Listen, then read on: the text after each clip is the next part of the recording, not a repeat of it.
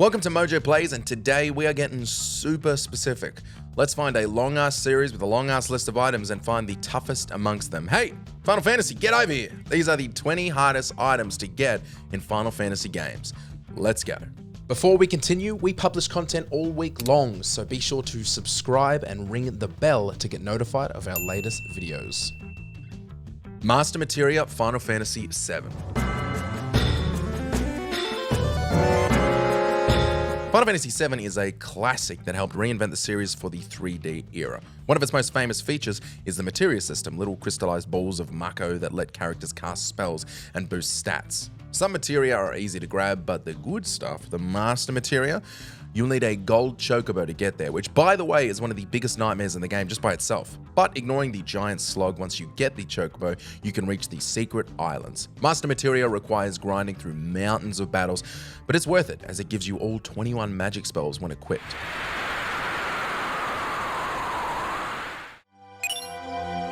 Magitek Suit V2 Final Fantasy XV.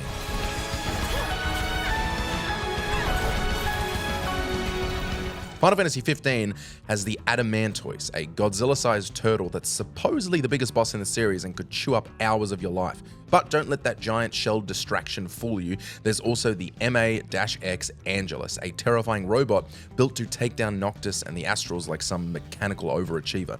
Its real claim to fame? Dropping the coveted Magitek Suit V2 if you're lucky. With only a 5% chance, it's basically the game saying, hope you enjoy staring at a loading screen 20 times.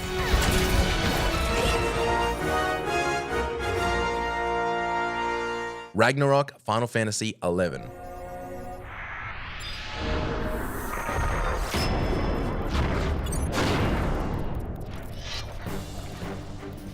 Final Fantasy, usually a solo adventure, dove headfirst into MMO territory well before Final Fantasy XIV with the 11th entry. It was a bold move that paid off.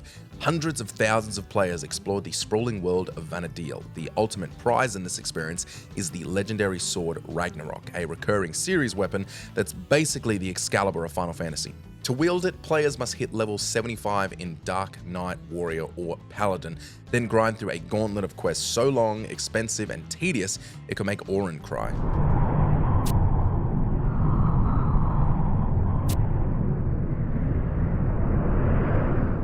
Spirit Lance Final Fantasy X.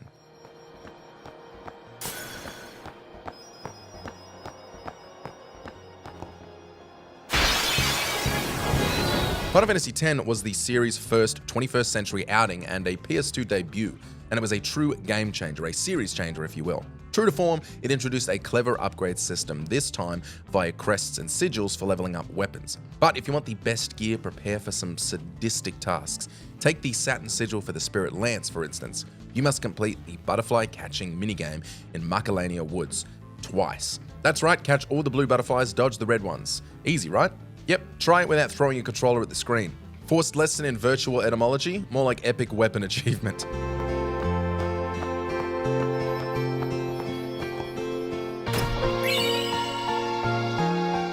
All triple Triad cards, Final Fantasy VIII.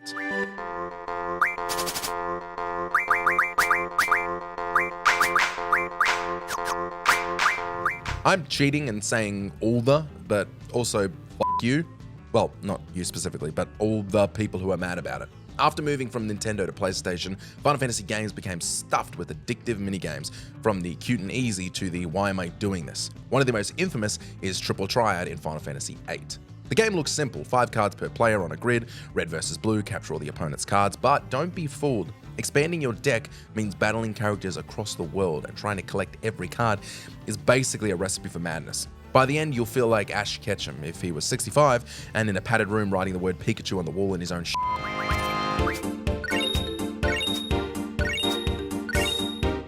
Chocobo Final Fantasy II.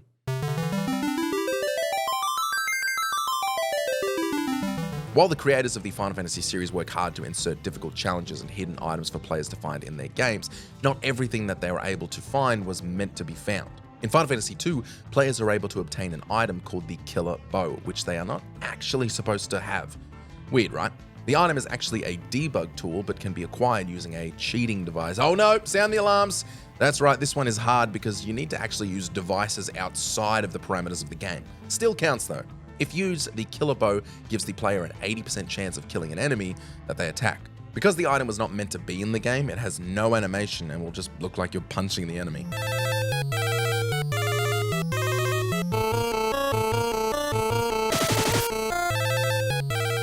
Zodiac Spear, Final Fantasy XII.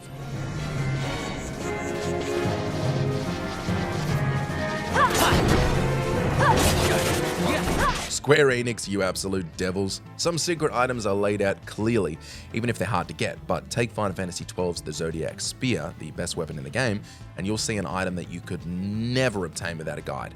It could only be obtained by not opening certain chests. No hints, no clues, just pure guesswork. Thankfully, the Zodiac Edition made it less insane, finally giving players a fighting chance, which you didn't deserve if you didn't tackle this back in 2006. Join the cult or get the f out of here.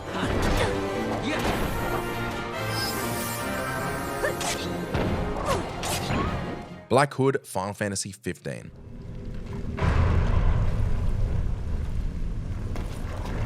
Since the new millennium, the Final Fantasy series has been a bit hit or miss. Final Fantasy XV was Square Enix's attempt to breathe new life into the franchise, mixing fresh ideas with familiar favorites.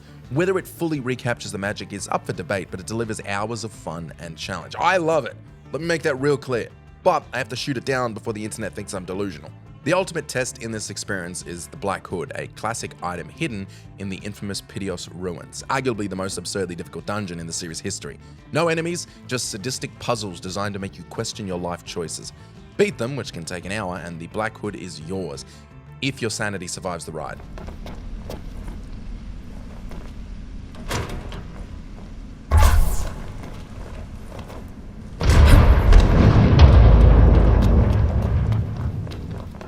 The Secret Summons, Final Fantasy IV.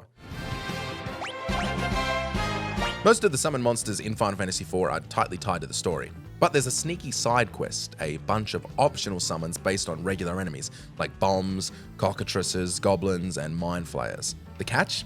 They drop at a ridiculous 164 rate from monsters you'd usually fight once and then forget. The pink tail was a nightmare to track down, but the adamant armor made it kinda worth it. Honestly, making these summons almost impossible to get feels like the game's way of keeping you inside its world just for longer.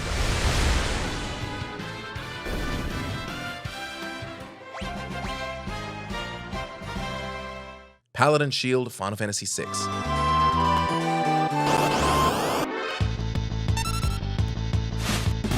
One of the best shields in Final Fantasy VI, the Paladin Shield, isn't hidden in a secret cave or guarded by a dragon. It's cruel in a much nastier way. To forge it, you have to equip a cursed shield on a party member and survive 255 battles. Sounds fun, right? Except this cursed abomination inflicts every status ailment in the game, turning your hero into a walking ailment. You can slap a ribbon on to block most of the effects, but doom still lurks, ready to insta-kill. Creepy. Gold Chocobo, Final Fantasy VII.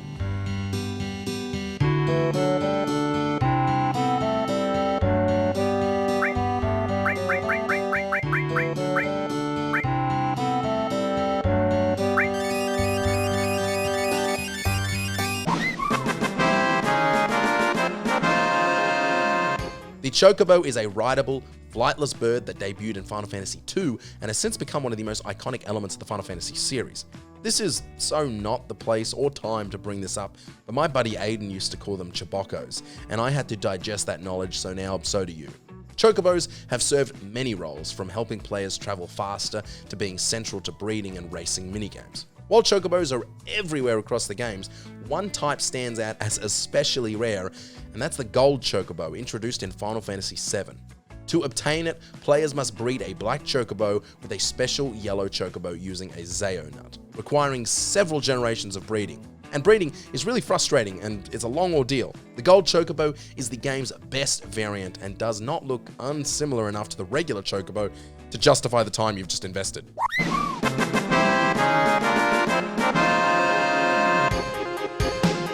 Tournesol, Final Fantasy XII.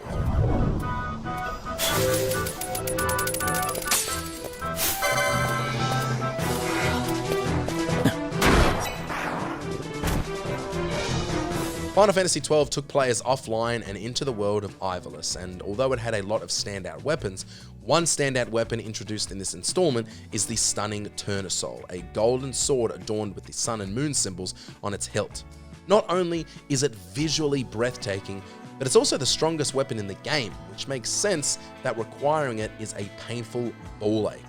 To synthesize it, players must first synthesize 3 key items, each of which requires its own set of ingredients, many of which are extremely difficult to gather.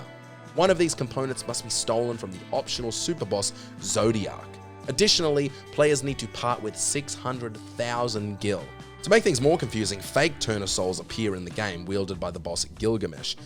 Bloody Gilgamesh. The Stellazio coins, Final Fantasy IX.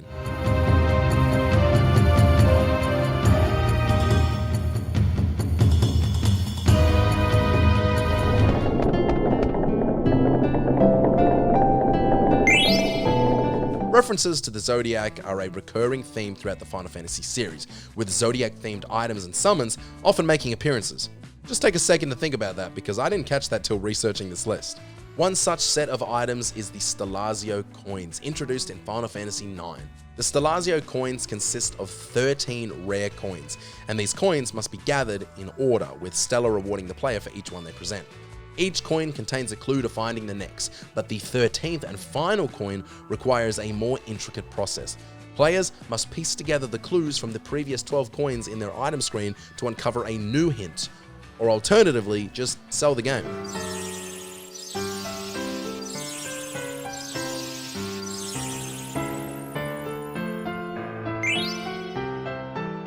Ribbon, Final Fantasy VIII.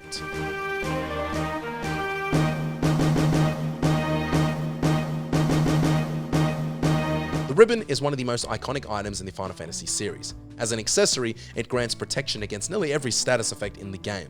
While some installments limit its availability by gender, such as Final Fantasy Tactics, it is generally accessible to all characters. However, Final Fantasy VIII is the one title where many players never even had the chance to obtain the ribbon. This is because it required the use of the Pocket Station, a Japan-exclusive device that worked with specific PlayStation games and allowed them to be loaded onto a portable handheld device. When used with Final Fantasy VIII, the Pocket Station enabled the Chocobo World minigame, which was the only way to obtain the ribbon ability for a Guardian Force. So while technically it's not hard to get when you have the equipment, the Japanese exclusivity made it really difficult for a young Australian boy way back in 1999. Excalibur II, Final Fantasy IX. In the early days of gaming, rumors on the playground circulated about insanely difficult ways to unlock items and cheats. Who could forget the wild theories about finding Mew near the truck by the SS Anne in Pokemon Red and Blue? Final Fantasy IX embraced this kind of absurdity by including an equally ridiculous method to obtain one of its best items. The Excalibur II, Steiner's ultimate weapon, can only be obtained by reaching the final dungeon, Memoria, in under 12 hours. If you're even a second late, the sword is lost forever. For players using PAL systems, the challenge is even greater, as the game ran at only 5/6 of the speed of the NTSC version, leaving them just 10 hours to reach the final dungeon. Another loss for Australia. First it was the box jellyfish, and now it's Final Fantasy IX. Pink Tail, Final Fantasy IV, The After Years. Final Fantasy IV, originally released as Final Fantasy II in North America, was the first title in the series to launch on the SNES, and is widely regarded as a groundbreaking release and one of the best RPGs ever made. The Pink Tail, a recurring item in the series, made its debut in this game. It's a rare drop from the Flan Princess, which only appears in one specific room in Luna Subterrane. The Pink Tail is even harder to obtain in Final Fantasy IV The After Years, where the Flan Princess appears in a more specific location and only during a full moon. However, it's worth the effort in both games, as it's required to obtain the Adamant Armor and Pink Armor, respectively. Onion Knight, Final Fantasy X. All of the celestial weapons for the characters in Final Fantasy X are a pain to acquire, and like the rest, the most powerful weapon wielded by Black Mage Lulu in Final Fantasy X is the Onion Knight, which is powered by the Venus Sigil. Technically, it's the Sigil that's hard to get, but you need it to get the Onion Knight, so that's why the entry says Onion Knight. Also, get off my back. To acquire this sigil, players must travel to the Thunder Plains and simply dodge lightning bolts. 200 times to be exact. The counter isn't visible during the process, so you have to keep track of it yourself. Leaving the area or saving and quitting will reset your progress, so you must remain focused and persistent. Once you've dodged 200 bolts, a chest containing the Venus sigil will appear. This can take 30 minutes of uninterrupted focus and lightning fast reflexes, pun intended.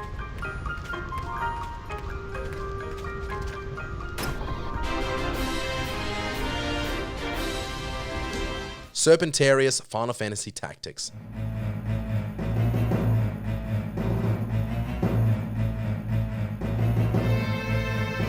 Not only are the mainline Final Fantasy games considered classics, but some of the spin-offs. One notable example is Final Fantasy Tactics, released on the PS1.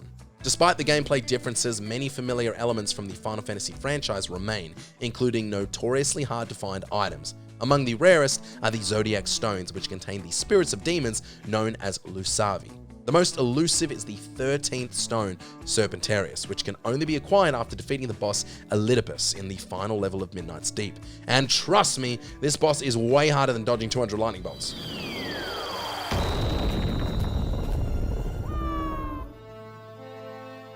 King of Jump Rope Final Fantasy IX.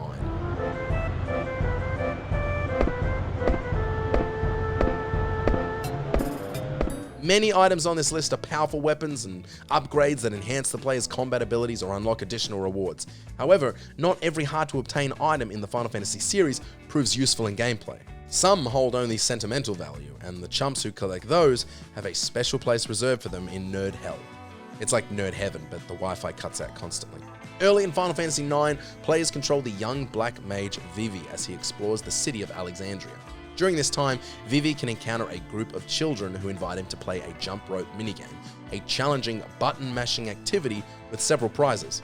If the player manages to complete 1,000 consecutive jumps, Vivi earns the title of King of Jump Rope and receives a commemorative item. However, this item has literally no use in the game. Congrats, you played yourself.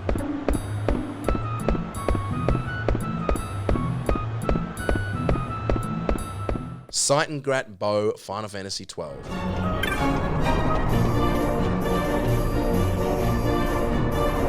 This final entry isn't hard because of skill or even really patience, although you'll need a lot of it. It's hard because of pure dumb luck. The Seitengrat Bow becomes obtainable once the player can access the Sky Ferry. On the deck of the Sky Ferry, there is a 1% chance for an invisible chest to spawn. If it appears, there's a 20% chance it will contain an item, and with the diamond armlet equipped, there is a 5% chance that the item will be the Seitengrat.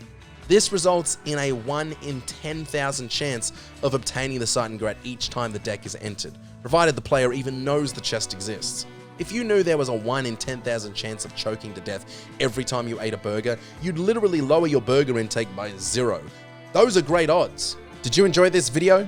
Check out these other clips from MojoPlays and be sure to subscribe and ring the bell to be notified of our latest videos.